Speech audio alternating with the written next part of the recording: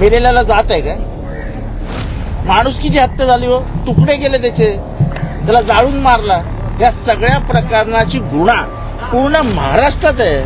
त्याच्यात कसले जाती आणता तुम्ही?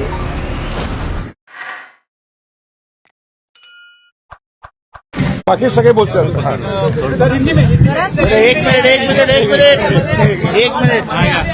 मराठी जरांगे पाटलांनी आता कायद्याची भाषा केलेली आहे. सर्वपक्षीय नेत्यांना शिष्टमंडळ याची सहमत आहे का? आणि असं आहे की पहिली गोष्ट म्हणजे हे जातीपातीचं जे राजकारण सुरू झालंय स्पष्टपणाने सांगतो, हे बंद करा. संतोष देशमुख गेल्यानंतर त्याची जात तपासली गेली नाही. आम्ही सगळे जण मध्ये पडलो. विधानसभेच्या सुरुवातीलाच आम्ही बोललो की मरणारा गेला, त्याला मारणाऱ्याचं उदात्तीकरण झालं तर महाराष्ट्राचं वाटोळ होईल. मेलेल्याला जात आहे काय? माणुसकीची हत्या झाली हो, तुकडे गेले त्याचे, त्याला जाळून मारला. या सगळ्या प्रकरणाची गुन्हा पूर्ण महाराष्ट्रात आहे. त्याच्यात कसले जाती आणता तुम्ही? मी दुसऱ्याही समाजाला सांगतो की तुम्ही एखाद्या खुन्याचं उदात्तीकरण कसलं करता. आणि म्हणून आम्ही जेव्हा म्हणजे आता आपण शॉर्ट मध्ये आलो, त्याच्या मागे ज्युडिशियल इन्क्वायरी घेण्याचं कारण काय होतं? ते ह्याच्या आधी झालेले जेवढे प्रकार आहेत बीडमध्ये तेवढे सगळे उघडकीला आले पाहिजेत. त्याच्या क्रिमिनल लिंक्स आहेत, राखेचं राजकारण, तिथल्या सगळ्या धंद्यांचं राजकारण, तिथे आजपर्यंत झालेल्या सगळ्या हत्या, त्या हत्यातले आरोपी, त्या सगळ्यांची चौकशी झाली पाहिजे. आपण इतके स्वतःला कोंडून घेत आहोत जातीपातीमध्ये की ह्या चौकशीची वाट लागेल, वाट.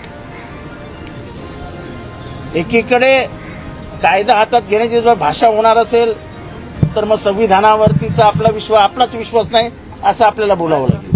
आमचं म्हणजे मला माहित नाही, मी यांच्या वतीने बोलतोय, संविधानातली कुठलीही तरतूद बाजूला करून कायदा हातात घेण्याची भाषा योग्य नाही.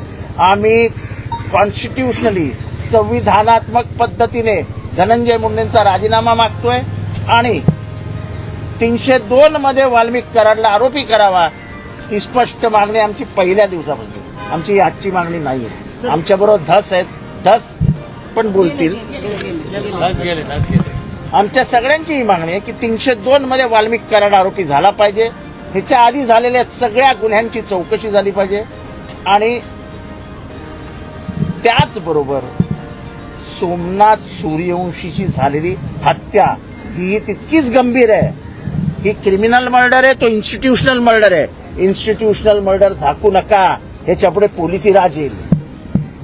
संतोष देशमुखच्या हत्या प्रकरणात सर्वात जास्त चूक जर कोणाची असेल तर महाजन नावाच्या अधिकाऱ्याची होती, जी मी विधानसभेत बोलून दाखवली.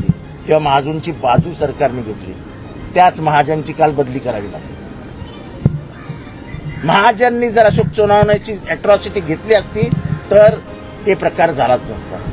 हाच महाजन बापू आंधळे मर्डर केसमध्ये चौकशी अधिकारी होता. त्यांनी वाल्मिक कराडचं नाव देखील लिहिलेलं नाही, वाल्मिक अण्णा लिहून ठेवलं. तोच महाजन केजला अधिकारी म्हणून गेला.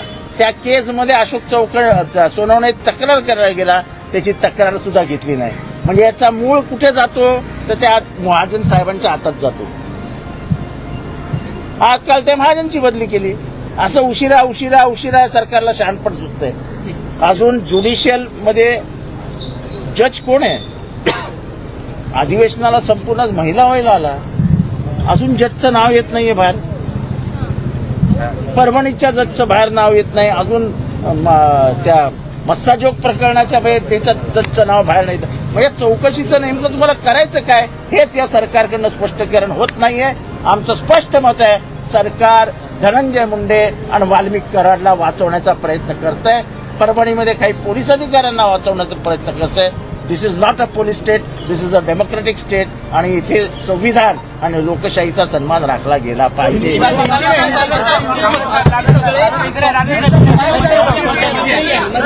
जर तुम्ही अजूनही YouTube चॅनलला सबस्क्राईब केलं नसेल तर ते लगेच सबस्क्राईब करा.